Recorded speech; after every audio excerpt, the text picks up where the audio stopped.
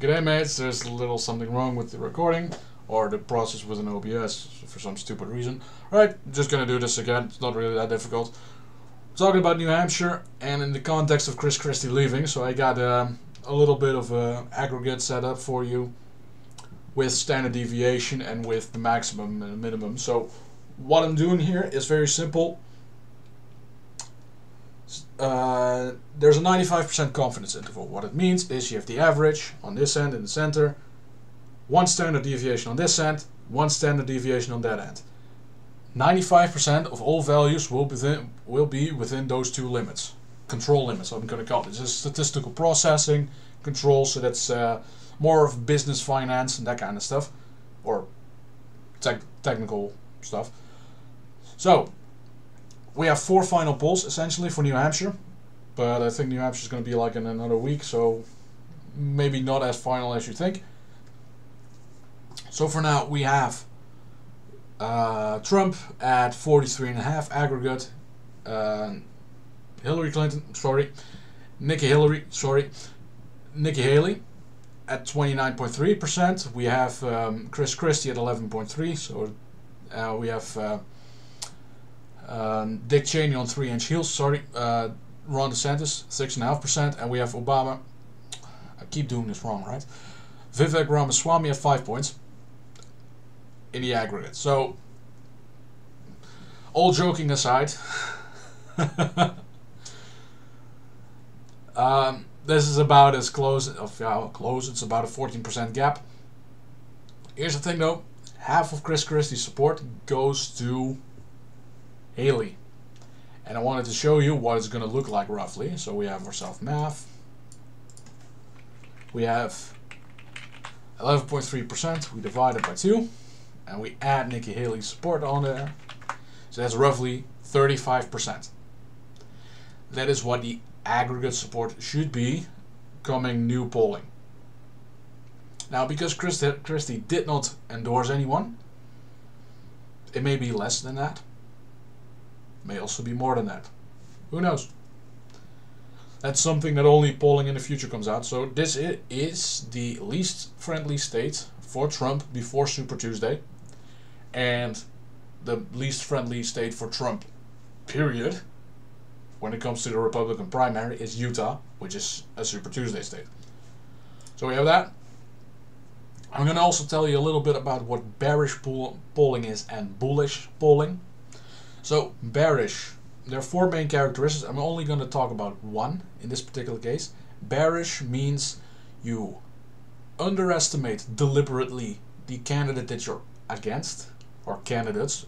It can be plural, it can be multiple, it can also be a single one.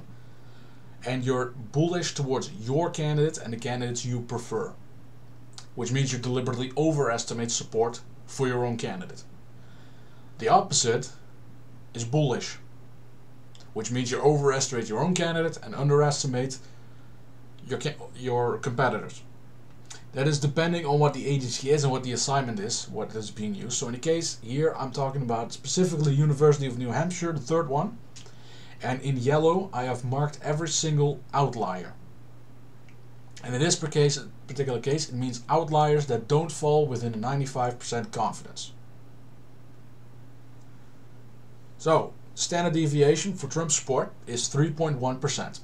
So, 43.5 minus 3.1 is 40.4. That is the confidence minimal. And in this case, University of New Hampshire has it at 39 percentage points, which means it falls in this category as a bearish poll. Now, for Nikki Haley, it is at 32.0%. And I can open it if you want, but let's do this. So it's 32.0, and in the case here we have also 0. So it's literally on the cusp of it being an oversample. So let's see if it actually is. So yeah, it's literally on the edge. Funny how that works, huh? So, in the case of Christie, it falls within the margin. In the case of DeSantis, it falls below it. In the case of Ramaswamy, it falls above it. So, if 3 out of 5 candidates in that poll are an outlier. Can we call it a legitimate poll yet?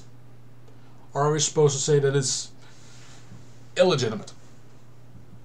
Because we knew both. What do y'all think? I'm gonna go with, I'm calling it an outlier. And I think Trump's support should be roughly about the upper 40s. Maybe about mid 40s in that particular direction. So Nikki Haley, she is closing in.